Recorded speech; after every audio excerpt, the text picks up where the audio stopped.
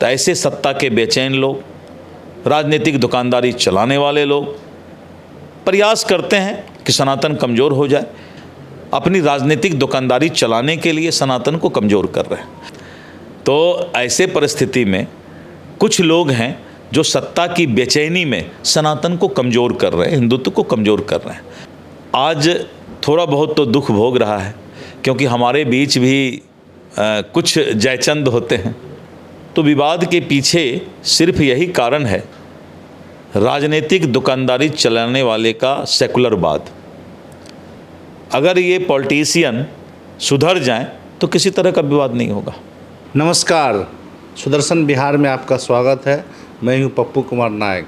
आज हम एक ऐसे बिहार के सक्सेस से बात कर रहे हैं जो भाजपा के प्रदेश अध्यक्ष हैं। दिलीप जायसवाल जी, आपका स्वागत है। धन्यवाद, बहुत धन्यवाद। अभी बिहार में चुनाव होने वाला है और आपकी पार्टी पर बहुत बड़ा जिम्मेदारी है। इस जिम्मेदारी को आप कैसे निर्वहन करते हैं?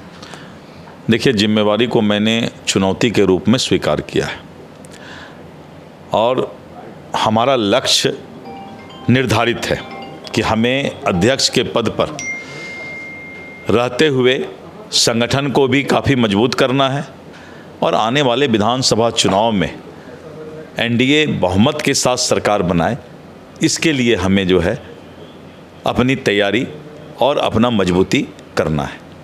क्या लगता है कि आप इस बार फिर से शासन में दोबारा वापस आएंगे? पूरे बिहार की जनता मोदी जी के गारंटी पर विश्वास करती है और नीतीश कुमार जी ने जिस तरह पूरे बिहार का विकास किया है कि आने वाले समय में एनडीए भारी बहुमत से सरकार बनाएगी। बिहार में आप शासन में हैं, लेकिन बावजूद हिंदू अपने आप को अपेक्षित महसूस करता है। इसको आप किस नज़र से देखते हैं? नहीं, हिंदू कहीं भी उपेक्षित महसूस नहीं कर रहा है। सनातन और हिंदू जो है इस देश की संस्कृति, विरासत, विचारधारा का प्रतीक है। और जब हम सनातन की बात करते हैं तो सनातन पूरे दुनिया में आज एक पैगाम लेकर, एक संदेश लेकर जा रहा है। शांति का संदेश, भाईचारा का संदेश, प्यार का संदेश। और यही कारण है कि लोग हिंदू को बहुत ज़्यादा सेकुलर मानते हैं और हिंदू सेकुलर होने के कारण जो है आज थोड़ा बहुत तो दुख भोग रहा है, क्योंकि हमारे बीच भी कुछ जयचंद होते हैं। तो ऐसे परिस्थिति में कुछ लोग हैं जो सत्ता की बेचैनी में सनातन को कमज़ोर कर रहे हैं, हिंदुत्व को कमज़ोर कर रहे हैं। अपनी राजनीतिक दुकानदारी चलाने के लिए सनातन को कमज़ोर कर रहे हैं। तो ऐसे सत्ता के बेचैन लोग, राजनीतिक दुकानदारी चलाने वाले लोग प्रयास करते हैं कि सनातन कमज़ोर हो जाए। अंग्रेज़ जो बोल कर गया कि डिवाइड एंड रूल, तो कोशिश करते हैं कि किसी तरह समाज जात पात में बट जाए, हिंदुत्व कमज़ोर हो। लेकिन बहुत दिन तक ये मिशन इन लोगों का नहीं चल पाएगा।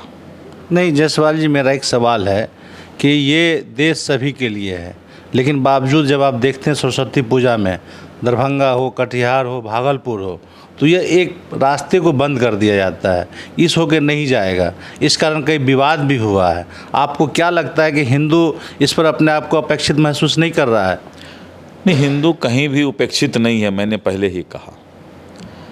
और जब जब कोई विवाद हुआ है कहीं भी पूरे बिहार में, तो विवाद के पीछे सिर्फ यही कारण है, राजनीतिक दुकानदारी चलाने वाले का सेकुलरवाद।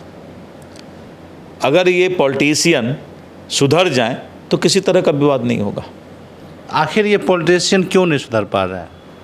ये तो सवाल आपने जो किया है, इंसान कलयुग में अभी है, तो कलयुग में पाप का घड़ा भरेगा और सतयुग आएगा।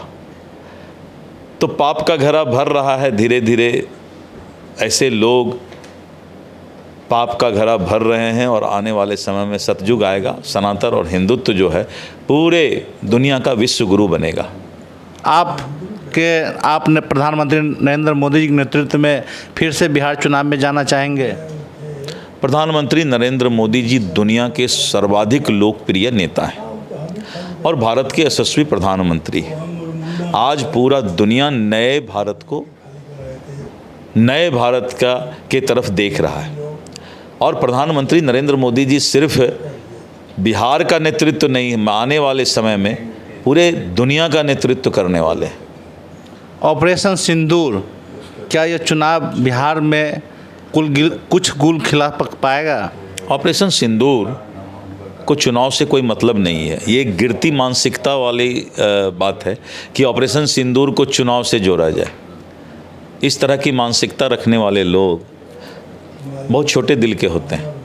ऑपरेशन सिंदूर देश का और सेना का पराक्रम और शौर्य का परिचय है। आने वाले हजारों वर्ष बाद भी लोग ऑपरेशन सिंदूर को पढ़ेंगे कि कैसे 22 मिनट में पूरे पाकिस्तान के इलेक्ट्रॉनिक एंड राडार सिस्टम को पैरालाइज्ड करके भारतीय सेना ने आतंकवादियों के 9 ठिकानों को निस्नाबूद करके करीब 96 दुर्दांत आतंकवादी को मौत का घाट उतारकर जनाजा निकलवा दिया। तो ऑपरेशन सिंदूर तो शौर्य और पराक्रम भारतीय सेना का, उसको तो आने वाले हजारों वर्षों तक लोग पढ़ेंगे। बिहार में सीट बंटवारे को लेकर क्या भाजपा और जेडीयू में तकरार होगी? देखिए, सीट बंटवारे का काम केंद्रीय नेतृत्व करता है और एनडीए चट्टानी एकता के साथ अपना काम कर रही है।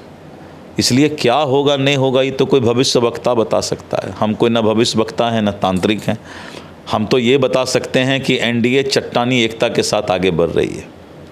चिराग पासवान जी की सक्रियता काफ़ी बढ़ी है, इसको भाजपा किस नज़र से देख रही है? अभी हम लोग चाहते हैं कि जितनी सक्रियता सब नेताओं की बढ़ी है उसको 10 गुना और बढ़ाना है। और प्रधानमंत्री जी ने संदेश दिया है कि एनडीए के सभी नेता, चिराग पासवान जी, जीतन राम मांझी जी, उपेंद्र कुशवाहा जी, नीतीश कुमार जी और खुद भाजपा भी अपनी सक्रियता जितनी बढ़ा रहे हैं उससे 100 गुना ज़्यादा और बढ़ाना है, बूथ तक जाना है। जातीय सम्मेलन बार बार होती है, चाहे वो निषाद जाति का हो चाहे वैश्य जाति का हो। आखिर बिहार जातीय चंगुल से कब बाहर निकलेगी? जब जात एकत्रित होगा तभी जमात बनेगा। जात और जमात समाज को आगे ले जाता है। हम सुधरेंगे जग सुधरेगा। हम मतलब जात और जग मतलब जमात। तो हमने यही कहा कि आपको कि जात और जमात दोनों को आगे ले जाना है। मुकेश सहनी के बारे में काफ़ी चर्चाएं होती है, इसके बारे में आप क्या कहेंगे? पता नहीं क्या चर्चा होती है, तो हमको नहीं मालूम है, तो आप बताइएगा। नहीं, कभी बताया जाता है कि भाजपा में आ रहे हैं, कभी बताया जाता है कि वहीं रहते हैं। इसको राजनीति संभावनाओं का खेल है, इसलिए राजनीति में कुछ भी आज जो कहा गया है वो कल नहीं कहा जा सकता है। राजनीति संभावनाओं का खेल है। बहुत धन्यवाद।